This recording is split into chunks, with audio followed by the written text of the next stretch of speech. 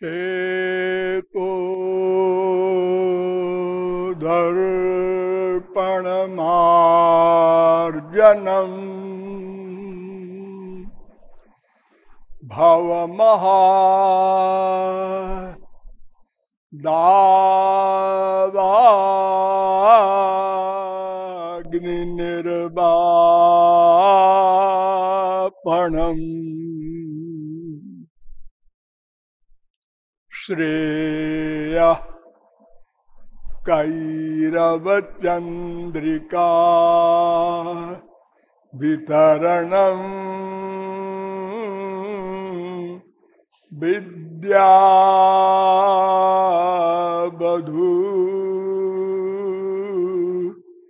जीवनम्।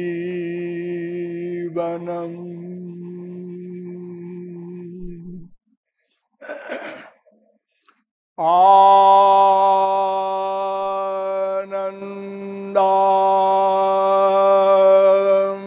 बुद्धिवर्धनं प्रतिपदम् पूर्णामृता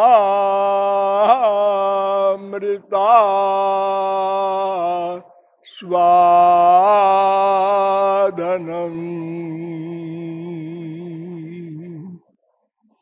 सर्वात्मस्नपनं परं विजयते श्री कृष्ण संकीर्तनम्।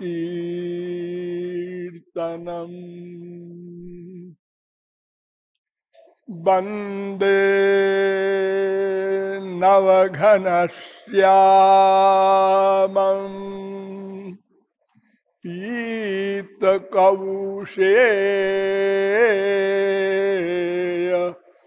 वाससम्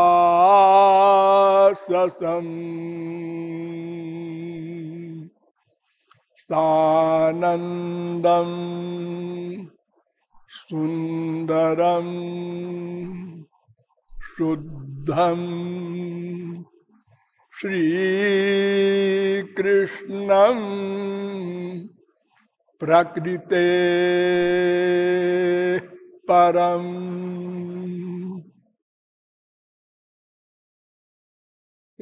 नमः कमलनेत्राय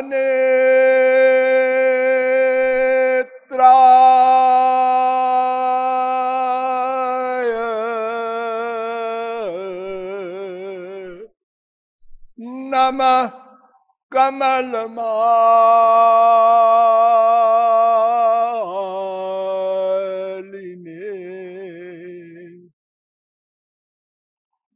नमः कमलनाभाय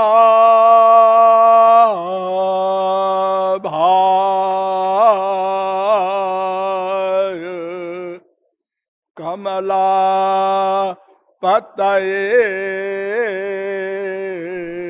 नमः।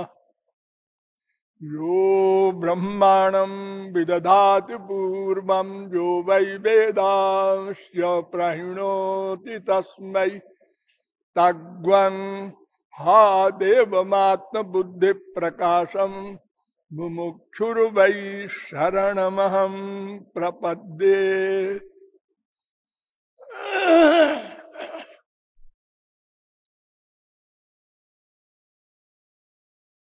भगवत तत्व जिज्ञासु जीवात्माओं, नियमानुसार थोड़ी देर हरिनाम संकीर्तन कर लीजिए, पश्चात विषय प्रारंभ होगा।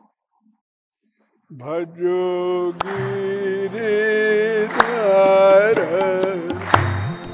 गोविंद गोपाला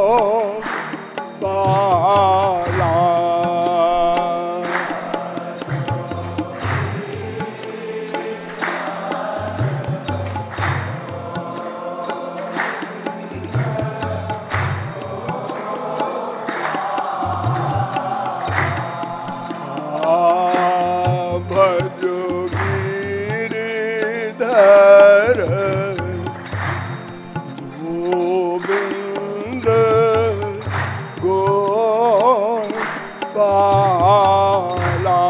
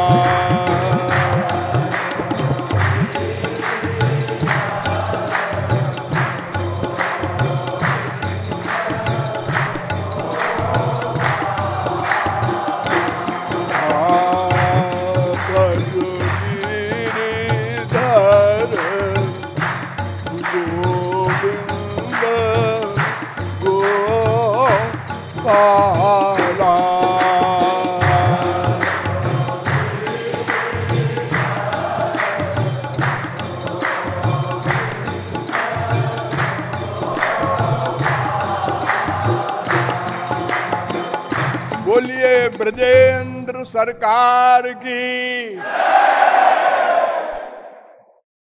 अब आप लोग सावधान हो जाएं। मैं कौन, मेरा कौन, इन प्रश्नों के समाधान में अब तक आप लोगों को बताया गया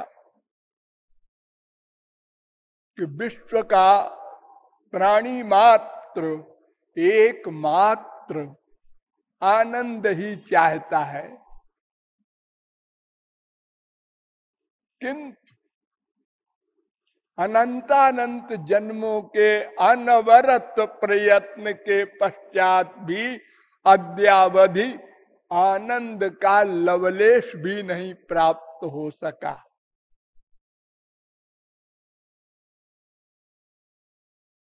यदि आप कहें कि संसार में भी आनंद तो मिलता है,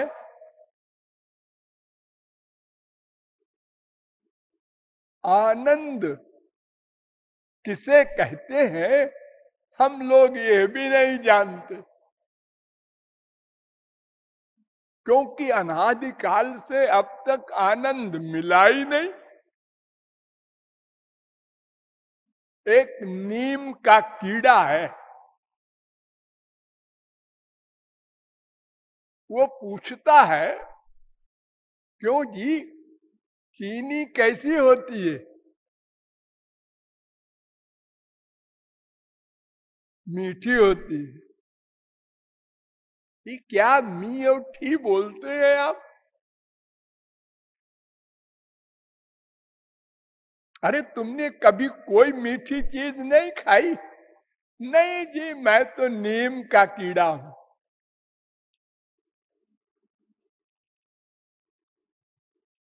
इस संसार का जो आनंद हम पाते हैं,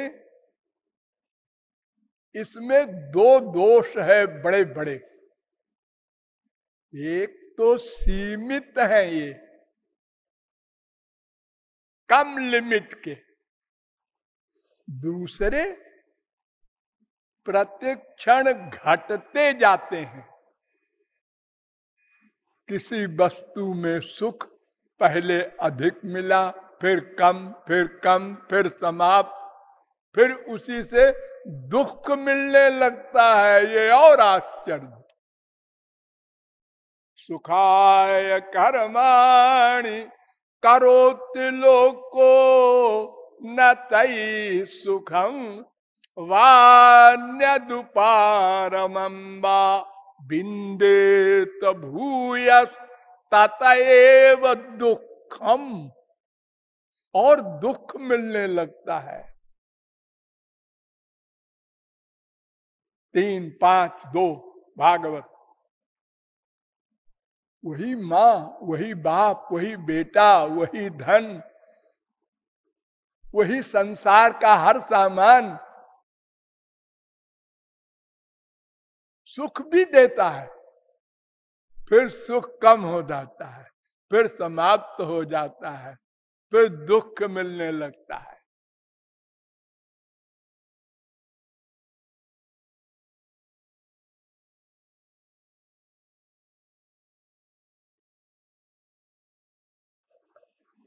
और फिर हम उसी सुख को चाहते हैं। इससे बड़ी कोई मूर्खता नहीं हो सकती। अरे अगर एक बार अनुभव हो गया कि इसी वस्तु से दुख मिल रहा था, अब फिर इसी वस्तु में हम सुख मान रहे हैं,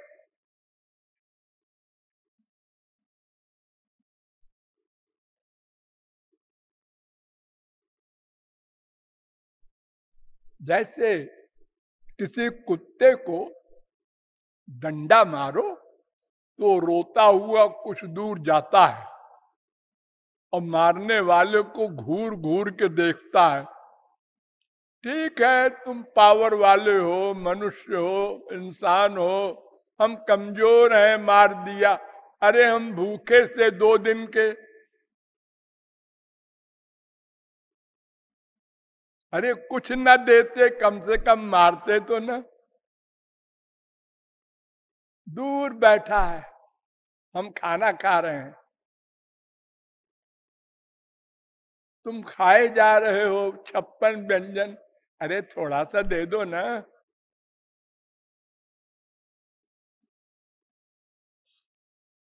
हमने एक टुकड़ा रोटी का, किसी चीज का दिखाया, भूल गया कि हमको मारा था, और पूछियो करता करता आ गया, फिर डंडा मारा, फिर गया रोता हुआ।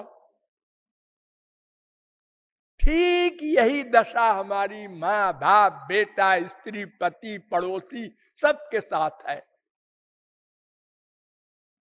100% मैं आप लोगों को बता रहा हूं, टू कॉपी, अकेले में सोचिएगा तो समझ में आ जाएगा।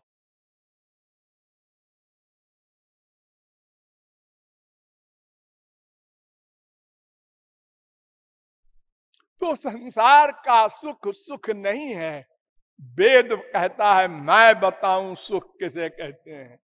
यो वै भूमा तत्सुखम, जो अनंत मात्रा का हो और अनंत काल के लिए हो और प्रतिक्षण बढ़ता ही जाए। 3 शर्त ध्यान दो। अनंत मात्रा का हो, यानी उससे बड़ा और कोई सुख न हो, और अनंत काल के लिए हो, वो छिन जाए ऐसा न हो, और प्रतिक्षण बढ़ता जाए। गुण रहितम कामना रहितम प्रतिक्षणम वर्धमानम, ये प्रेमानंद का लक्षण है। 54वां सूत्र नारद जी। मैंने आप लोगों को अनेक वेद मंत्रों और भागवत आदि ग्रंथों के प्रमाणों के द्वारा बताया है बार बार कि एक पर्सनैलिटी है, उसका नाम आनंद है। उसको अगर प्राप्त कर लिया जाए तो हम जो आनंद चाहते हैं, जानते नहीं कैसा होता है, लेकिन वो मिल जाएगा, वो दे देगा, वो जना देगा। रसो वैसा रसग्वम येवायम लब्ध्वा नंदी भवति। ध्यान दीजिए, वेद मंत्र कह रहा है वो आनंद है, उसमें आनंद है। ये तो ऐसे बोलते हैं समझाने को, वो आनंद है, उसको प्राप्त करके ये है अयम रसो वैसा, माने वह, और रसम लब्ध्वा, उसको पा करके, अयम माने यह जीव, मैं आनंदी भवत। देखिए संस्कृत में आनंदी भवत का मतलब होता है आनंद युक्त होता है, आनंद नहीं हो जाता। ये जो कुछ भोले भाले कहते हैं हम तो ब्रह्म ही है, अज्ञान चला जाए तो ब्रह्म बन जाए। वेद मंत्र कह रहा है ब्रह्म नहीं बनोगे, आनंद से युक्त हो जाओगे। कौन सा आनंद? वही जिसकी परिभाषा मैंने बताया, जो वही भूमा तत्सुखम 7:23 छांदोग्योपनिषद, और ये रसो वैसा 2:7 तैत्तरीयोपनिषद। लेकिन उसको प्राप्त करने का जब प्रश्न आया, रसो वैसा को, वह आनंद रूपी ब्रह्म को, तो वेदों ने जवाब दे दिया। तुम नहीं जान सकते।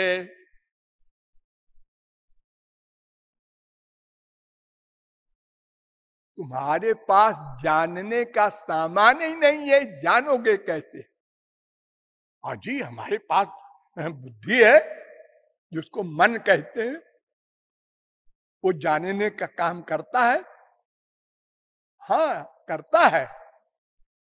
लेकिन जैसे इंडिया का कानून रूस में लागू नहीं होता, अमेरिका में लागू नहीं होता, ऐसे ही तुम्हारे मन का जो अनुभव है वो माइक एरिया में ही काम कर सकता है। एक एरिया माया का है, जहां आनंद ढूंढ रहे हो,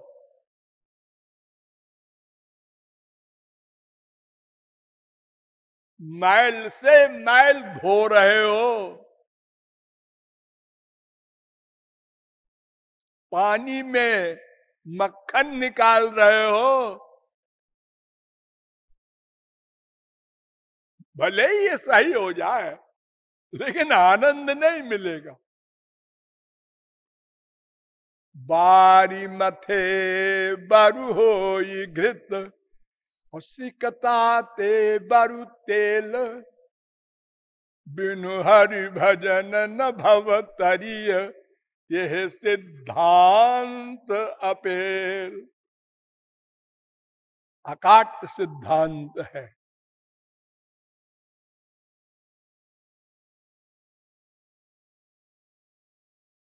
ऐसा क्यों? इसलिए कि हमारी इंद्रिय मन बुद्धि माइक है। बस सीधा सा उत्तर। ये आंख पंच महाभूत की बनी है, पंच महाभूत के सामान को देख सकती है, वो भी लिमिट में। कितने किलोमीटर देख सकते हो? और 1 किलोमीटर क्या जी, आधा किलोमीटर समझ लो। बस ये अनंत कोटि ब्रह्मांड है और तुम्हारी आंख बिचारी 1 किलोमीटर भी नहीं देखती। अजी हम दूरबीन लगा लेंगे, अरे तो भी कितनी दूर देखोगे? अनलिमिटेड है ब्रह्मांड, वहां तक दूरबीन नहीं जाएगी। कान सुन सकते हैं कितनी दूर के शब्द। इंग्लैंड में बोल रहा है तुम्हारा बेटा, पिताजी मैं आ जाऊं? अरे वहां की आवाज यहां नहीं आएगी जी।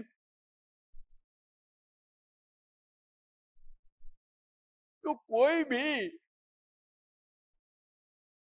इंद्रिय हमारी एक लिमिट में काम करती है,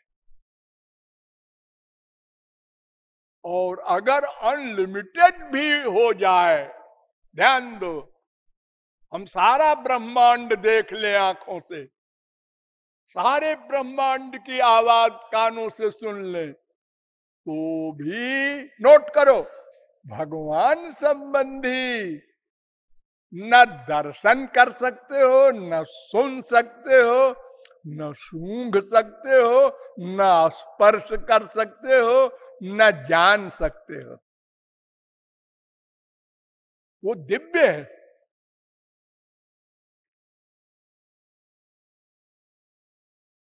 स्पिरिचुअल है। मटेरियल आंख से स्पिरिचुअल सब्जेक्ट का ग्रहण नहीं हो सकता।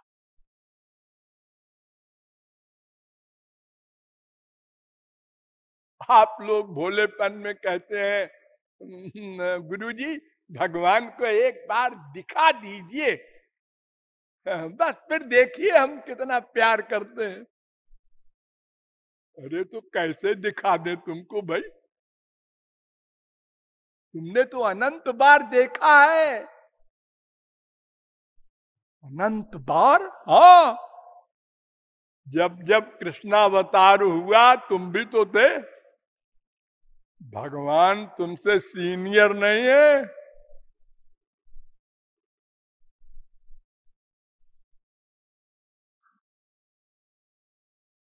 आज आज आजा, भगवान भी अनाद सनातन, जीव भी सनातन। ममैवांशो जीवलोके जीवभूत सनातन, 15:7 गीता। न घटत उद्भव प्रकृति पुरुषयो रजयो।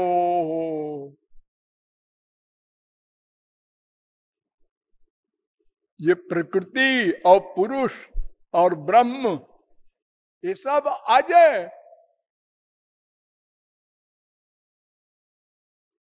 लेकिन इन आंखों से श्री कृष्ण को जब देखा तो श्री कृष्ण प्राकृत दिखाई पड़े। चश्मे बिकते हैं, आप लोगों ने देखा होगा। अगर लाल रंग का चश्मा लगा लो तो सब लाल लाल दिखता है, पीले रंग का लगा लो सब पीला पीला दिखता है। ऐसे ही भगवान और महापुरुष, इन दोनों को जब आप देखते हैं या बुद्धि से सोचते हैं तो जिसकी बुद्धि जैसी है वैसे ही वो दिखाई पड़ते हैं। अपनी बुद्धि के अनुसार, कोई सात्विक, कोई राजस, कोई तामस, अधिकांश तामस, उससे कम राजस, बहुत कम सात्विक, और विशुद्ध उसी रूप में। ये तो वो देख सकेगा, वो जान सकेगा जिसके पास दिव्य शक्ति हो। तो वो दिव्य शक्ति कैसे मिलेगी, इस पर विचार किया गया।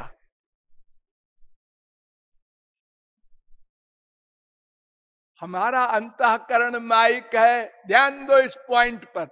हमारा अंतःकरण माइक है, इसमें दिव्य आनंद ठहर नहीं सकता। यानी हमको दिव्य बर्तन बनाना पड़ेगा। बाजार से खरीद लो, किसी से मांग लो, जैसे भी हो, यह अंतःकरण को दिव्य बनाओ पहले, ये तुम्हारा काम। और इसमें जो आनंद देंगे भगवान, वो फ्री में, कृपा से। नायमात्मा प्रवचने न लभ्यो न मेधया न बहुधा श्रुतेन यमे वैश्य वृणुते तेन लभ्यस्तस्यैष आत्मा विवृणुते तनुग्वम स्वाम। 1-2-23 कठोपनिषद, ये मुंडकोपनिषद में भी मंत्र है 3-2-3। इसका अभिप्राय है वो कृपा कर दे जिसके ऊपर, और अपनी शक्ति दे दे, अपनी आंख, अपने कान, अपनी नासिका, अपनी बुद्धि, वो उसको जान सकता है।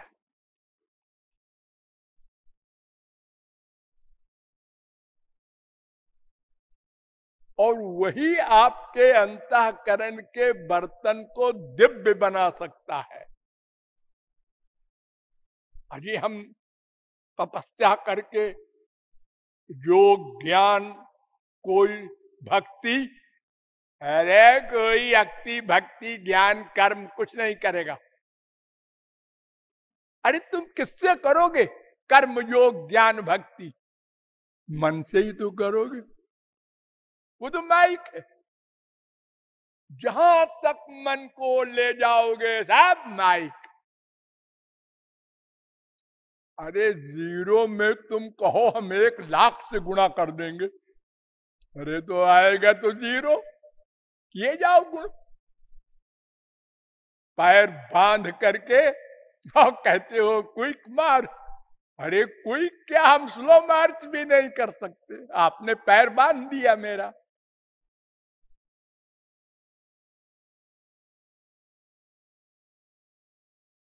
हम किसी भी साधना से दिव्य वस्तु नहीं प्राप्त कर सकते। कंक्लूजन, अरे गधे की अकल से समझ लो।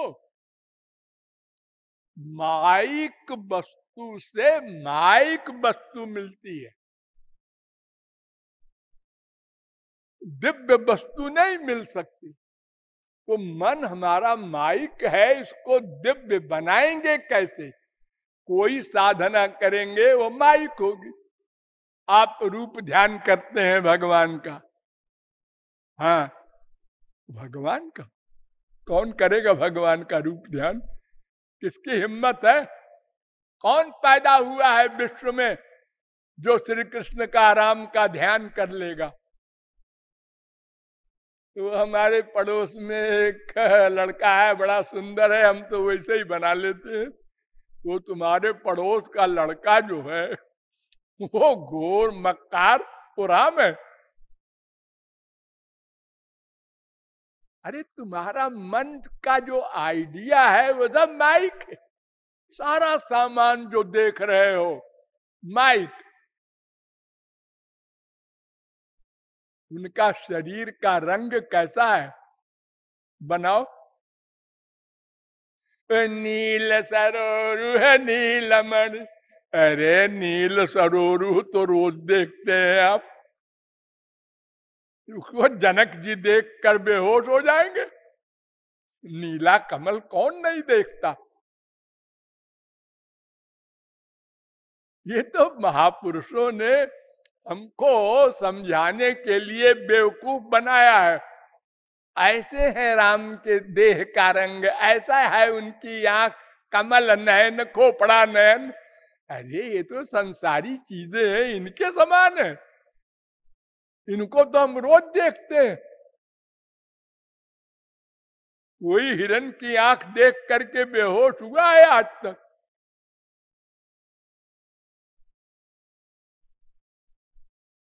राजीव लोचन, अरे राजीव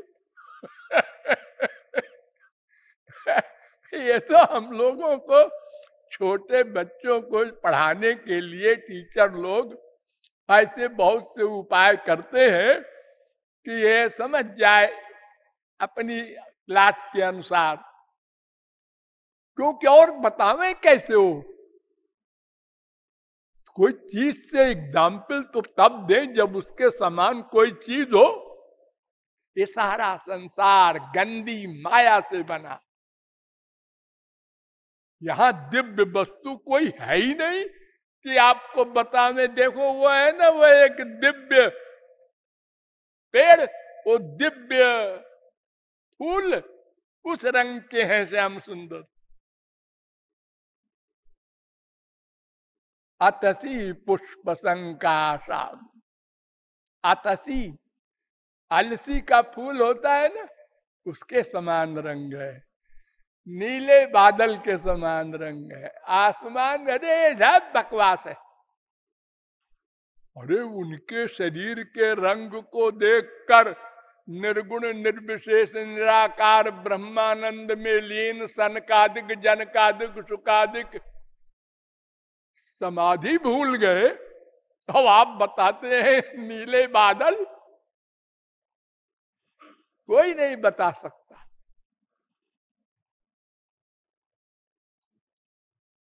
तो इस मन को दिव्य बनाने के लिए कोई साधना नहीं है।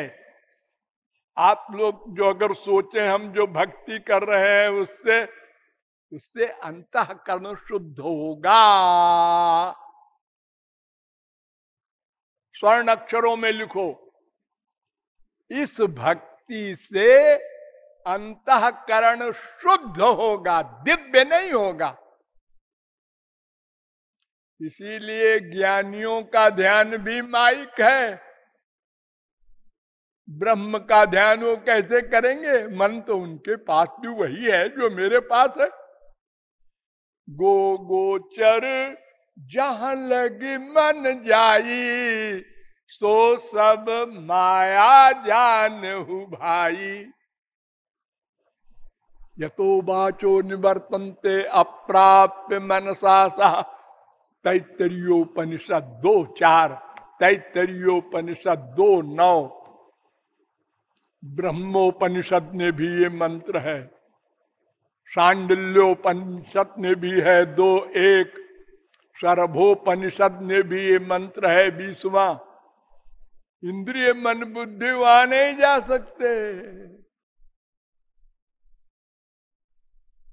हम तो बनावटी रूप ध्यान करते हैं।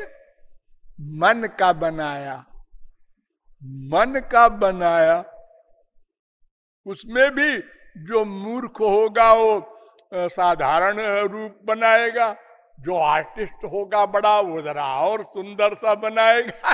लेकिन कितने ही बना लो, वो असली रूप नहीं हो सकता, दिव्य नहीं हो सकता। दिव्य रूप तो तब होगा जब तुम्हारी बुद्धि को, मन को, इंद्रियों को दिव्य शक्ति मिल जाए। भगवत प्राप्ति के बाद दिव्य रूप ध्यान, असली रूप ध्यान होता है, उसके पहले नहीं।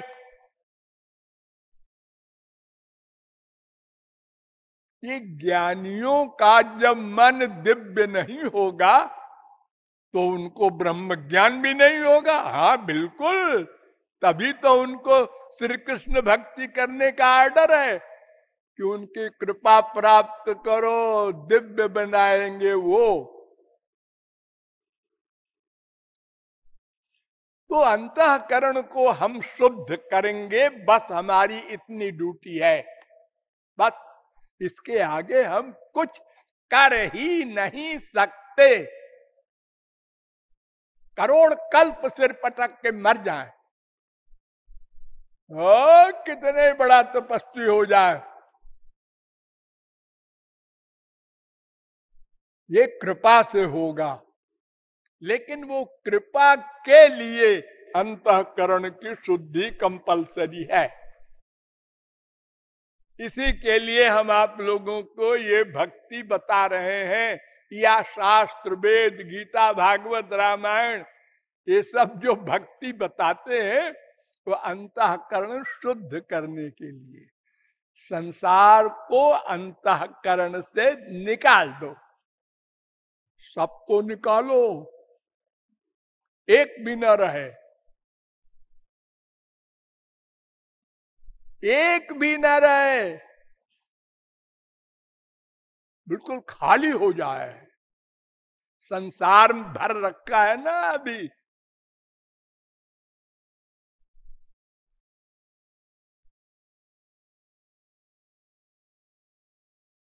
जब कोई नहीं रहेगा तो फिर हम उसको दिव्य बनाएंगे। उसको कहते हैं स्वरूप शक्ति। भगवान की होती है ये, वो भगवान देते हैं, तब मन दिव्य बनता है, तब दिव्य आनंद का दान करते हैं भगवान फ्री में। आप ये न सोचे हमने भक्ति किया तो भगवान मिले, ये तो बिजनेसमैन है। अरे तुमने भक्ति भगवान की कहाँ की? तुमने तो अपने मन के भगवान की भक्ति की। असली भगवान की भक्ति तो भगवत प्राप्ति के बाद होगी। भक्ति माने आप जानते हैं, भज इत्तेष वै धातु सेवायाम परिकीर्तिता, तस्मात् सेवा बुधई प्रोक्ता भक्ति साधन भूयसी। गरुड़ पुराण। भज धातु होती है संस्कृत में, उससे इक्तिन प्रत्यय होकर के भक्ति बनती है, ये शब्द बनता है। यानी गंवारी भाषा में भक्ति माने सेवा। सेवा तो भगवान की सेवा करोगे तुम, अरे उनको कहीं पता ही नहीं है कहाँ है वो, न कभी देखा, और सेवा कैसे कर लोगे?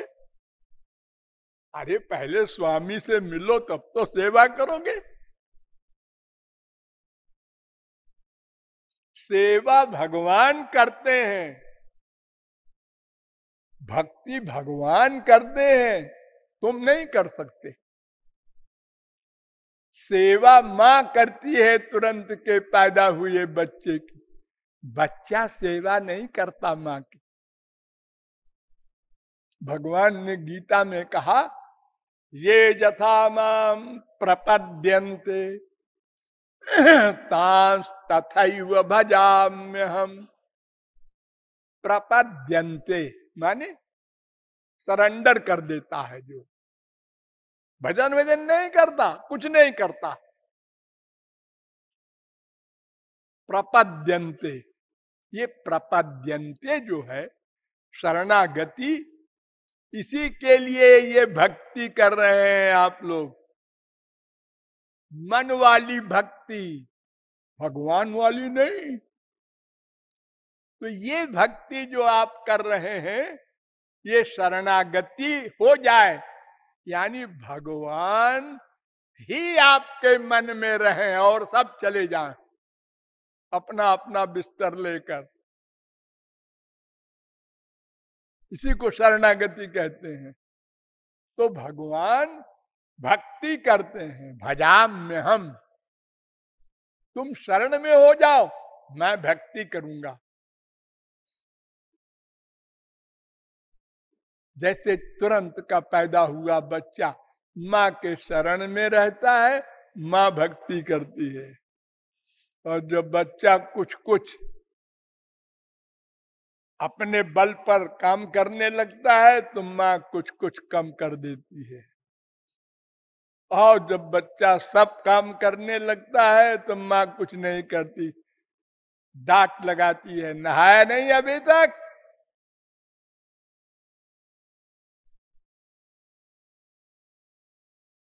तो ऐसे ही है, हम जब शरणागत नहीं होते तो भगवान केवल नोट करते हैं, नोट कर्म को,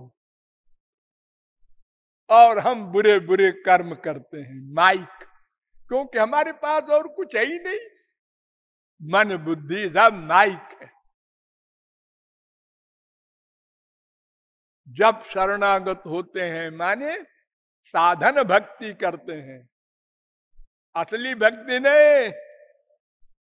ये साधन भक्ति जो है, जिसके विषय में आपको बताया जा रहा है कई दिन से, मन से ध्यान बनाओ और मन से कामनाएं निकालो और केवल श्री कृष्ण, उनका नाम, उनका रूप, उनका गुण, उनकी लीला, उनके धाम, उनके संत को ही लाओ और सबको बाहर का रास्ता दिखाओ, वो फिर आ जाएंगे। आदत पड़ी है, फिर निकालो, फिर आ जाएंगे, फिर निकालो। जैसे बैठना सीखा है जब आप लोगों ने, तो बार बार लुढ़क गए। माँ बार बार कहती, अरे बैठ। अरे कैसे बैठू मम्मी, ये गिर गया। अब जब बैठना आ गया, चल घुटने के बल आया, अब खड़ा हो। ए लो, अच्छी मुसीबत है, तो मम्मी मेरी परेड कराती है, खड़े हो। अब मैं खड़ा होता हूं तो पैर कांपता है, और कहती है मम्मी चलो। हे भगवान, ये हमसे नहीं होगा। हम निराश हुए थे, सब भूल भाल गया आप लोगों को। हम कैसे खड़े रहेंगे, कैसे चलेंगे जैसे वो सब चल रहे हैं। अच्छा ले, मैं उंगली पकड़ ले, चल। हाँ, एक कदम चला पहली बार, हाँ अब चल सकता हूं। हाँ हाँ, फिर गिरा। एक दो बार नहीं, गिनती करो तो 1000 बार गिरे थे आप लोग। आज बड़े ठाठ से चल रहे हैं तो समझते हैं हम तो पैदा होते ही चलने लगे होंगे।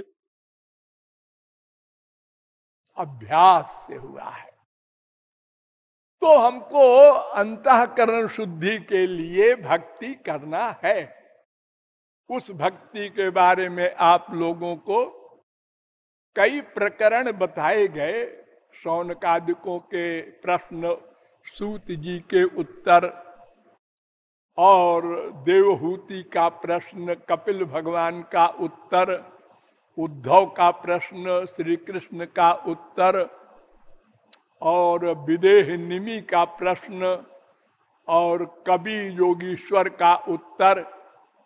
ये तमाम बताया गया आप लोगों को कि केवल श्री कृष्ण की भक्ति करना है। और जब केवल शब्द आया तो इसका मतलब सब कामनाएं, सबकी इच्छाएं हृदय से निकालना है। उसी को निष्काम कहते हैं। और केवल जब कहा तो उसी का मतलब अनन्य हो गया। अरे सारी गीता क्या है?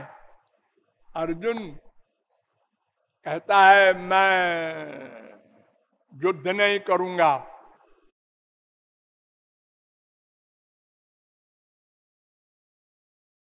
इनको मारना है। हाँ, और किसको मारने आया है? हे राम राम राम राम, मैं नहीं युद्ध करता। क्यों रे? द्वारिका में जब तू मेरी हेल्प लेने गया था और ये तेरा दुश्मन दुर्योधन भी गया था, याद कर। तो मैंने कहा था कि भाई एक पार्टी में तो 18 अक्षौहिणी सेना हथियार बंद रहेगी, और एक पार्टी में मैं अकेला बिना हथियार उठाए। तुम दोनों में चुन लो। तो तुमने क्या चुना था? हमको ना? हाँ हाँ, याद है। तो तब क्या मालूम नहीं था किससे लड़ना है, किसको मारना है? नहीं मालूम था। तो आज क्या नई बात हो गई जो कहता है युद्ध नहीं करूंगा? और एक तरफ तो तू रोकता है, जैसे कोई छोटे से आदमी से कहे बड़ा आदमी, नहीं नहीं छुट्टी नहीं मिलेगी अभी, हुजूर हमारा बेटा बहुत सीरियस है। हाँ ठीक है, अभी जरूरत है पुलिस की, छुट्टी नहीं मिलेगी। ऐसे बोल रहा है मुझसे। न जोत से गोविंद मुक्त्वा तूष्णीम बभूव। युद्ध नहीं करूंगा कृष्ण, सुन लो। ये और मैं आपका शिष्य हूं। शिष्यस्ते हम साधिमाम त्वाम प्रपन्नम, आपके शरणागत हूं। खाली पन्न नहीं हूं, प्रपन्न हूं। पन्न माने जैसे हम लोग गुरु और भगवान को प्रणाम करते हैं ना, लेट गए, ये पन्न है। और प्रपन्न माने मन से उनकी आज्ञा मानना। तो कहता है शिष्यस्ते हम, मैं आपका शिष्य हूं। और साधी, आज्ञा दो, आज्ञा दो, वो मैं मानूंगा। प्रपन्न हूं। तो उस समय भगवान कह देते युद्ध कर। युद्ध नहीं करूंगा। ये लो एक तरफ कहता है मैं प्रपन्न हूं, आज्ञा दो, और दूसरी तरफ कहता है युद्ध नहीं करूंगा। ये गुरु को डांट रहा है। क्यों नहीं करेगा? ये अधर्म होगा, पाप होगा, ये सब मरेंगे, इनकी स्त्रियां विधवा होंगी, वो कैरेक्टरलेस होंगी। क्या होगा भविष्य में?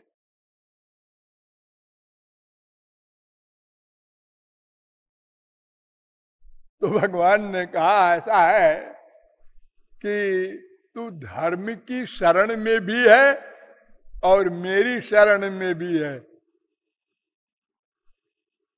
दो शरणागति है तेरी इस समय। तो 18 अध्याय के अंत में भगवान ने कहा सर्वधर्मान परित्यज्य मामेकम शरणम ब्रज। सब धर्मों को छोड़कर मेरी शरण में आ जा। एकम माने अनन्य, एकम माने और कामना न रहे, निष्काम।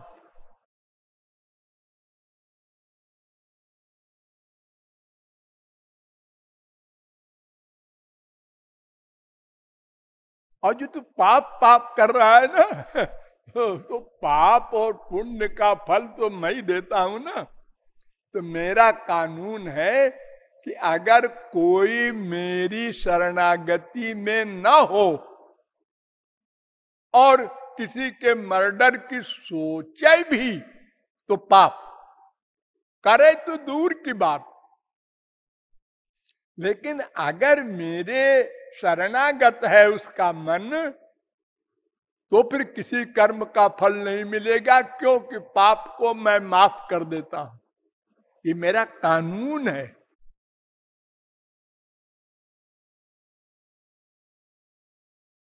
लॉ के अंतर्गत है। हर कानून में सब सेक्शन हुआ करता है हमारी गवर्नमेंट में। तो धर्म का पालन न करेगा तो पाप होगा, तो दंड मिलेगा। ये लॉ सब सेक्शन आया। लेकिन अगर कोई मेरी शरणागति में आ गया तो उसको पाप नहीं लगेगा, क्योंकि उसका मन मुझ में है और प्रत्येक कर्म का कर्ता मन होता है। बस हो गई गीता। उसी को इतना लंबा चौड़ा लेक्चर 18 अध्याय में समझाने के लिए करना पड़ा। अरे मैं कौन, मेरा कौन को मैं 2 मिनट में बता सकता हूं, लेकिन समझने के लिए सरस्वती बृहस्पति की बुद्धि चाहिए। हाँ? किसी चीज को संक्षेप में समझना ये कितना कठिन है। मैंने आपको बताया था ना कि ब्रह्म सूत्र जो वेदांत के हैं ये 2-2, 3-3 अक्षरों के हैं, लेकिन इनका अर्थ 200-300 पेज में जगत गुरुओं ने लिखे हैं। क्योंकि हमारी माइक बुद्धि बहुत छोटी है, वो जल्दी नहीं समझती किसी बात को, डिटेल चाहती है, विस्तार। तो भगवान की भक्ति में जो जो शर्तें आपको बताई गई, उन शर्तों के साथ अगर हम भक्ति करते हैं तो हमारी भक्ति माइक है, लेकिन उससे अंतःकरण शुद्ध होगा। क्यों? वो भी समझ लो गधे की अकल से। हमारे मन में जो आता है वो अपना प्रभाव छोड़ देता है। फिर से सुनो, हमारे मन में जो आता है वो अपना गुण छोड़ देता है। तामसी व्यक्ति आया, राजसी व्यक्ति आया, सात्विक व्यक्ति आया। आया माने मन का अटैचमेंट जिसमें होगा वही तो आएगा ना मन में। आप क्या सोच रहे हैं? हमारा बेटा इंग्लैंड में है ना, उसके बड़ी याद आ रही है, उससे प्यार है। हाँ हाँ हाँ, वो आपके मन में है। हाँ हाँ, वो तो इंग्लैंड में है। अरे इंग्लैंड में तो है, लेकिन मन में भी है, बार बार याद आती है। हमारी प्रेयसी है एक कलकत्ता में, उसकी याद आ रही है, वो हमारे मन में है, क्योंकि याद आ रही है, मन कर रहा है ना याद। वो एक बदमाश है, वो बदमाश हमारे पीछे पड़ा है, यह भी मन में है, वो बदमाश भी मन में है, और वो प्रेयसी भी मन में है। तो ये लोग जो मन में आते हैं तो अपना गुण छोड़ देते हैं। तमोगुणी आया तो मन को और गंदा कर दिया, रजोगुणी आया उसने कम गंदा किया, सत्वगुणी आया उसने और कम गंदा किया, लेकिन तीनों गंदा करते हैं। सात्विक देवता, राजस तामस मनुष्य,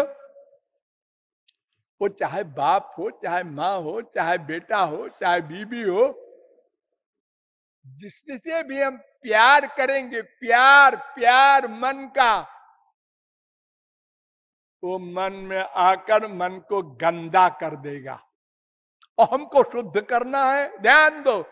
इसलिए श्री कृष्ण, उनका नाम, उनका रूप, उनका गुण, उनकी लीला, उनके धाम, उनके संत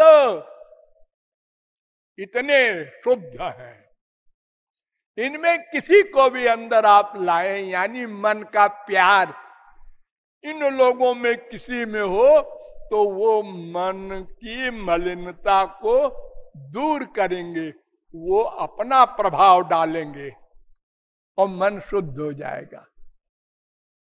अच्छा, अब गधे की अकल से समझो। एक कपड़ा है, बहुत गंदा है, जिंदगी भर उसको कभी धोए ही नहीं, एक के ऊपर एक मैल की परत की परत। अब किसी ने कहा, अरे कपड़ा तो धो लो, तो जितनी लिमिट के शुद्ध पानी से धोओगे उतने गंदगी दूर होगी। एकदम शुद्ध पानी ले लो, नल का, नदी का, कुएं का, तो धुलना शुरू होगा। थोड़ा धुला, फिर दोबारा, थोड़ा और धुला, फिर तेबारा, बहुत गंदा है। मधुसूदन ने बहुत दिन तक श्री कृष्ण की भक्ति की, ज्ञानी थे पहले, तो बहुत दिनों बाद जब आए तो पीठ कर लिया। श्री कृष्ण ने कहा, क्या है रे, क्यों रूठ गया? कहा, इतनी देर में क्यों आए? मैंने कहा, देख सामने तेरे कितने पाप थे। अरे रोज कपड़ा धोए तो अब तो ठीक है भाई, एक बार साबुन लगाया छुट्टी, और जो जिंदगी में एक बार धो रहा है तो एक बार में साफ नहीं होगा।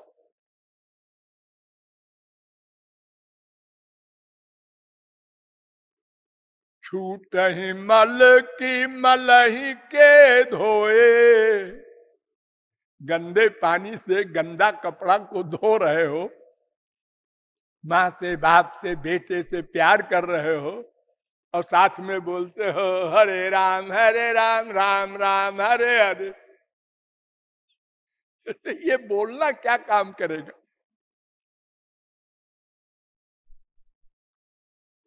इसलिए हरि हरिजन हरि गुरु की ही भक्ति करने से अंतःकरण शुद्ध होता है, ये साइंस है। जिससे प्यार करोगे उसके लिए मन पिघलेगा, पिघलेगा, रोमांच होगा, कंप होगा, सब सात्विक भावों का उद्रेक होगा प्यार करने से, रसना से, बोलने से नहीं, उंगली से पूजा करने से नहीं। कथम बिना रोम हर्षम द्रवता वा चेतसा बिना, बिना नंदाश्रु कलया।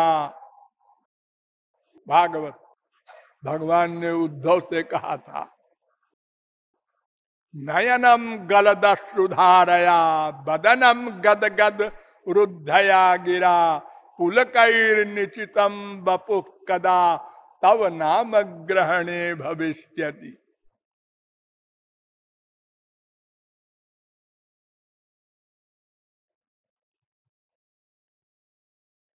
तुलसीदास जी को गुस्सा आया एक दिन, और लोगों को देखा कि ये सब राम राम करते हैं, इन गधे को क्या बतावे।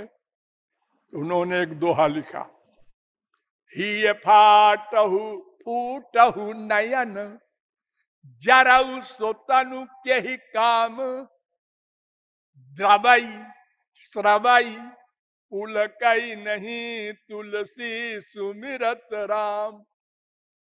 जिसका मन राम के स्मरण से ना द्रवई पिघले न, जिसकी आंखों से आंसू ना आवे, जिसके रोम रोम ना खड़े हो जाए, तो ऐसा ही फाटा हूं और फूटा हूं नयन, फूट जाओ, अंधे बन जाओ और शरीर जल जाए, किस काम का है वो? क्यों जिंदा हो तुम? अरे ऐसा करना नहीं। तुलसीदास जी ने आपके हित के लिए ऐसा कहा है कि ये कंपलसरी है, इसी से अंतःकरण शुद्ध होगा। लेकिन अभी बहुत कुछ समझना है। कल बोलिए लाडली लाल की।